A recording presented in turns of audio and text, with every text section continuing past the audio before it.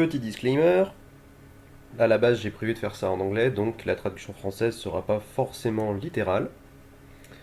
Alors dans ce premier audio, le topic c'était qu'est-ce que l'univers? Et bien de mon point de vue, l'univers c'est la conscience. Tout est conscience. Finalement dans la physique quantique, quand on parle du vide, ben, ce vide c'est de la conscience. Je vous renvoie d'ailleurs à l'image. Tout est conscience autour de nous. Ok. Et l'humain dans tout ça. Quand on parle de l'être humain, qu'on le définit, en tout cas dans sa version actuelle contemporaine, on parle d'Homo sapiens sapiens. Tiens, on a un trio, on a une trinité. Si on se plonge un peu plus là-dedans, on a donc le Homo, qui renvoie en fait à l'homme, l'être de chair et de sang, de matière, physique, la biologie. Et ensuite on a le premier sapien, qui là cette fois-ci renvoie à la capacité à penser. Et je rajouterai aussi le ressenti, émotionnel, etc. Donc finalement le duo, intelligence émotionnelle, intelligence tout court, intellectuelle. Et ensuite on a le second sapien, le troisième de notre trinité. Et là, en général on dit c'est l'homme qui pense qu'il pense. Donc là on rentre dans du méta, et finalement on pourrait simplement dire que c'est la conscience, finalement. La capacité à se placer en position d'observateur de l'action. On a donc un trio, corps, âme, esprit.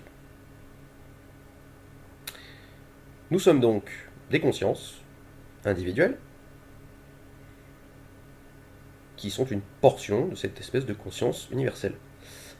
Ça tombe bien, parce qu'on peut faire le lien avec les textes bibliques, par exemple, quand il dit que Dieu a créé l'homme à son image. Ouais, ça fait du sens. Et puis on a aussi que Dieu est en chacun de nous. Bah, à nouveau, ça a l'air de tomber juste quand même, tout est lié. Finalement, on peut considérer que l'humanité, c'est trois rôles en un seul. On est à la fois le programmeur du jeu vidéo, le joueur qui tient les manettes, et le personnage à l'écran, qui est dans le jeu. Là où le bas blesse, c'est que quand on s'est incarné sur Terre, eh bien, pour qu'il y ait un but dans cette affaire, il y a besoin qu'on oublie.